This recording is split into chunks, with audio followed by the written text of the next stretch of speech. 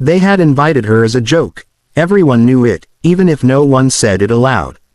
The group chat that had once been used for homework answers and party plans had now become a place for nostalgic mockery.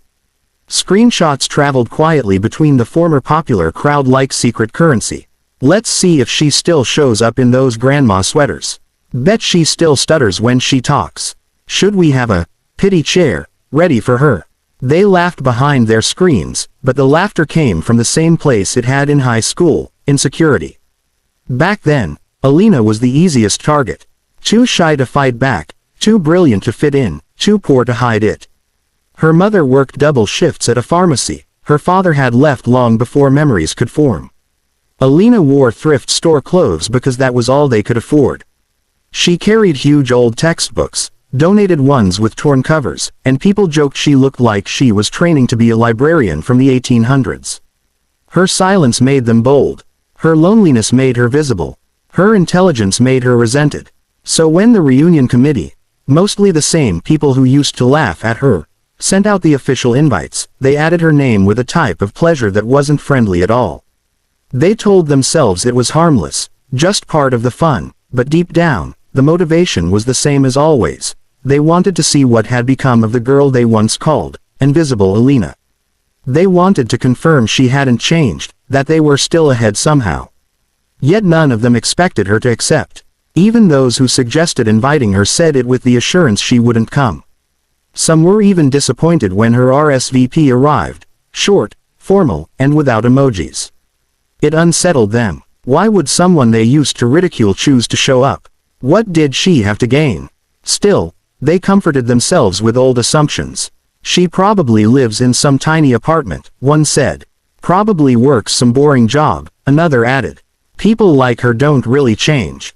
Their confidence grew the more they talked, clinging to the belief that the hierarchy of high school still existed somewhere outside its walls.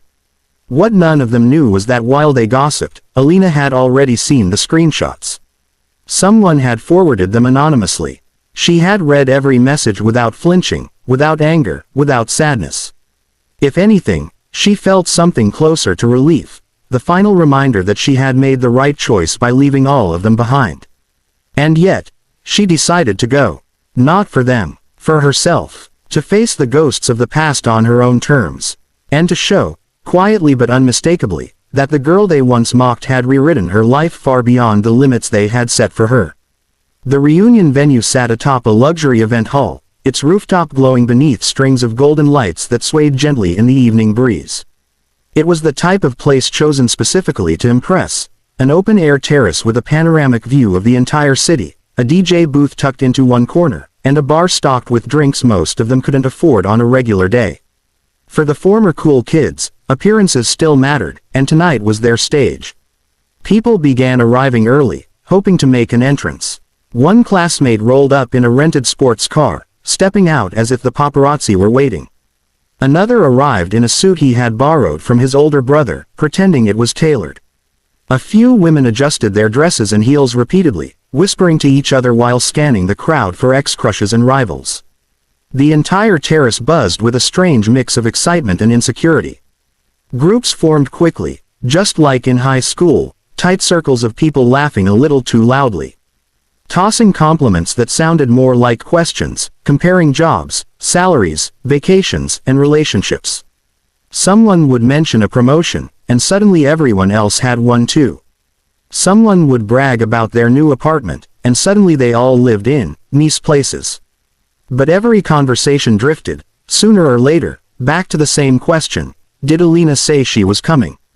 They spoke her name in a half-joking, half-curious tone. They hid their unease behind smirks.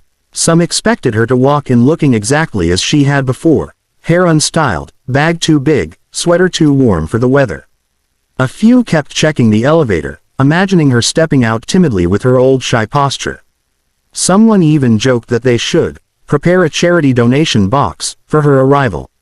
That earned a round of laughter that was just a little too loud. Yet as time passed and she didn't appear, their excitement turned into disappointment. A few shrugged, saying, "Told you she wouldn't come." Others tried to hide the fact that they were actually curious to see how she'd turned out. Even the ones who laughed the hardest felt something uneasy twisting inside them, an unspoken fear that maybe they had outgrown high school less than they'd like to admit. Still, they kept talking. They kept drinking. They kept pretending not to care.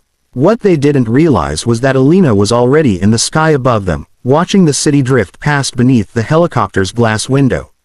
While they wondered if she'd show up embarrassed or timid, she was soaring toward them in a way none of them could have imagined.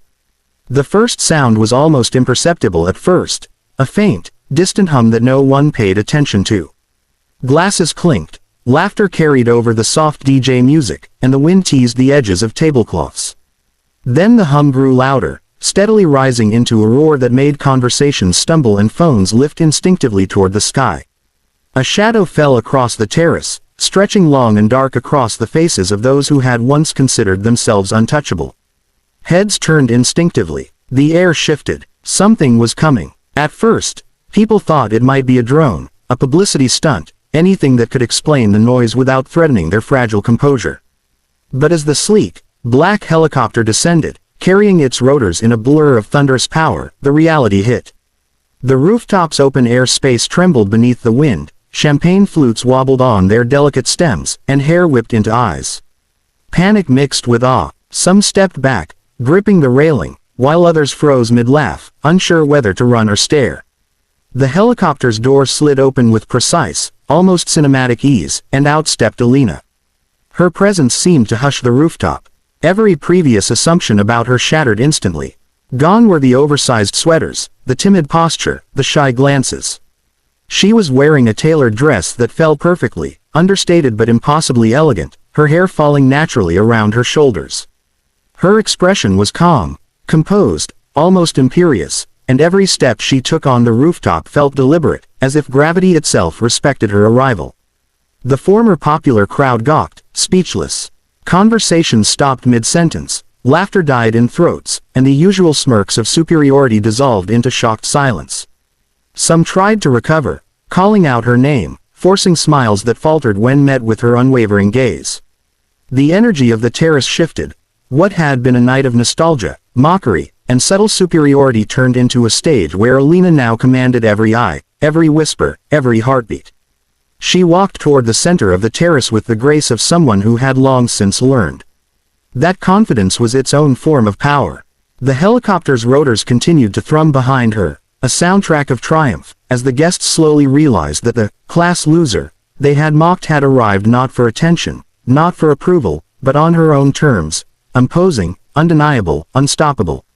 The silence that followed Alina's arrival stretched long enough for everyone to feel it pressing against their chest. The rooftop had become a stage, and all eyes were glued to her as she stopped in the center, the helicopter's rotors slowing behind her. The former classmates, so accustomed to hierarchy and the echoes of high school popularity, now found themselves disarmed, unsure of how to act. Compliments began to spill out, awkward and forced, as if they could patch over a decade of misjudgment with a few words. You look amazing," one said. Another stammered, "I can't believe, wow, you've done so much." But Alina didn't need their praise. She answered politely, almost casually, sharing simple truths without exaggeration. Yes, she had built a tech company from scratch. Yes, she had traveled the world. Yes, she had learned to live a life dictated by her own terms. Her words were calm, almost disarming in their clarity, carrying no bitterness, no gloating, just quiet authority. Each revelation chipped away at the pretense of superiority the others had carried all these years. Their faces fell as they realized the girl they had mocked, underestimated, and ignored had outpaced them in ways they hadn't imagined. Some tried to laugh it off, to regain control of the evening, but the laughter sounded hollow, forced. Others whispered to each other, eyes darting nervously between Alina and the gathering crowd. The air was thick with a mixture of awe, shame, and envy, though it was the envy that felt heaviest. She didn't react to it, didn't let it touch her. She had come not to impress or retaliate, but to remind herself, and anyone still watching, that the world didn't have to mirror the cruelty of high school. And then she looked at them directly, locking eyes with the few who had once ruled the social scene with petty cruelty. There was no malice, no gloating, only a quiet statement. The past was theirs, the present was hers. She had arrived by helicopter, yes, but more importantly, she had arrived as someone who had conquered fear, insecurity, and the limitations others tried to impose. For a moment, the terrace felt suspended in time. The music from the DJ faded into background noise. The city lights below twinkled indifferently, witnesses to the reversal of fortunes above. Alina smiled softly to herself, a private acknowledgement that she had not only survived but thrived. She had grown beyond their judgments, their whispers, their cruelty. And as the first tentative claps began to rise, some from admiration, some from disbelief, she finally felt free. Free from the shadows of the past, free from their mockery, and free to step fully into the life she had built, one defined not by their opinions, but by her own vision and courage. The class loser had become the person no one had expected to see, and everyone would remember her that way forever.